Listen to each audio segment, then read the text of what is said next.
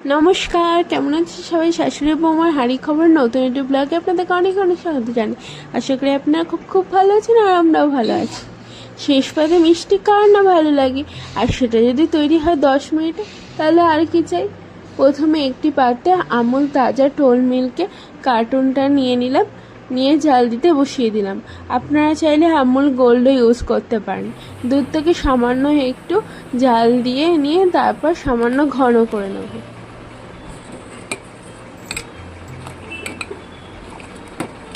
এই যে দেখুন, দুধটা বসিয়ে দিলাম ঘন করার জন্য। 500 ছানা আছে এতে।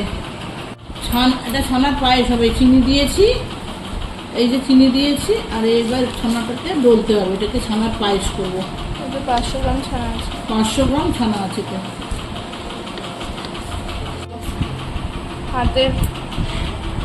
হাতের এই জায়গাটা দিয়ে ছানাটাকে ভালো করে ডলতে হবে। তো তোমরা জানো।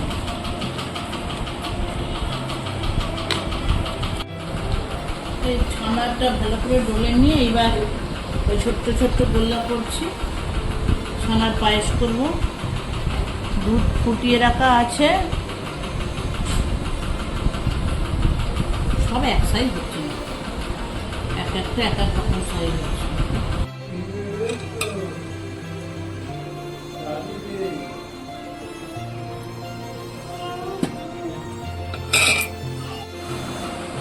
এই ছানার বলগুলো সব রেডি হয়ে গেছে, এবার দুধে দেওয়ার অপেক্ষা।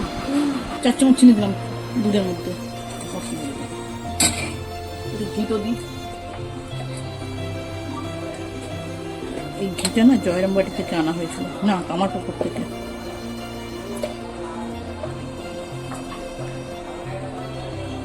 ঘি অপশনাল, দিলেও হয় না দিলেও হয়, আমি স্বাদ বাড়ানোর জন্য দেওয়া।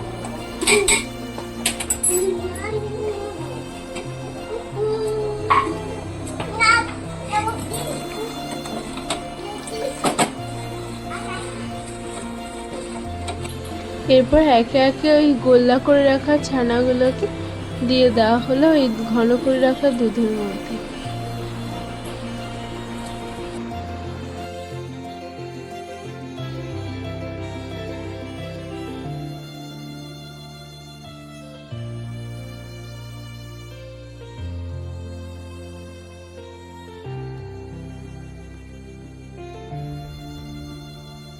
এই যে কাজু বাদামটা ওই ছানার পায়েসে দেবো।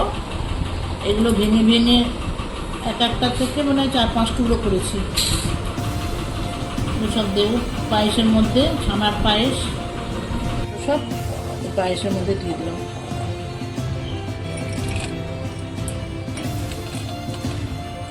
ছানার পায়েসের মধ্যে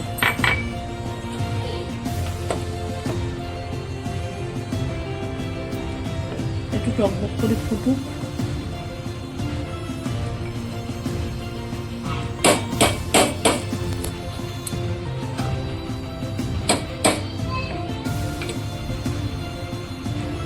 তোমরা কোথেকে দেখছো আমাকে জানিও, আমি তোমাদের ধন্যবাদ দেবো। তো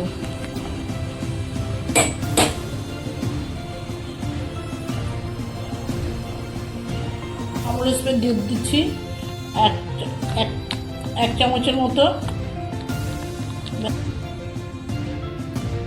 এইটা আগে বলা হয়নি, এই ঘন করে রাখা দুধটা থেকে কিছুটা অংশ এই বাটিতে কাটিয়ে রাখা হয়েছিল, সেইটার মধ্যে এই আমুল স্প্রে দুধটাকে মিশিয়ে ভালো করে মিশিয়ে দেওয়া হচ্ছে। দিয়ে এবার এটা ওই ফুটন্ত দুধের মধ্যে দিয়ে দেওয়া হবে। এতে পায়েসের টেস্টটা আরও সুন্দর আসবে। ফোলেনি আর একটু ফুটবে না।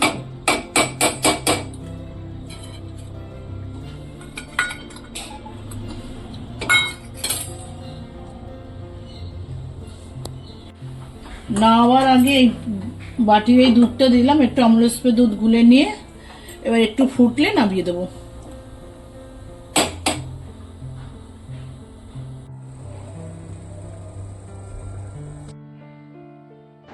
দেখুন, রেডি হয়ে গেছে আমাদের ছানার পায়েস। এবার একটা কাচের ছোট বাটির মধ্যে এটাকে ঢেলে রাখবো,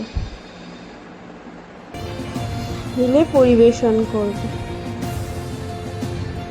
দেখুন কত সুন্দর দেখতে হয়েছে ছানার পায়েসটা, আর এই ছানার বলগুলো বেশ সুন্দর ফুলেছে।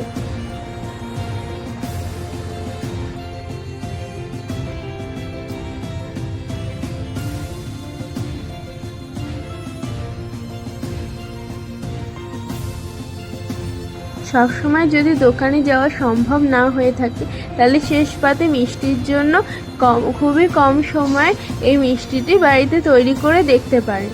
ভালো লাগলে অবশ্যই কমেন্ট করে জানাবেন কেমন হয়েছে, আর ভিডিওটি লাইক করতে ভুলবেন না, আর চ্যানেলটিকে সাবস্ক্রাইব করে আমাদের পাশে থাকবেন।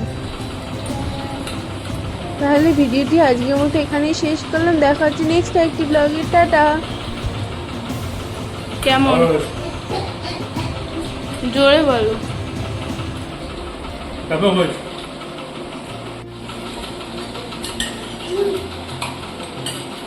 ছোটদাই বলো খেয়ে কেমন হয়েছে? ভালোই হয়েছে বেশ।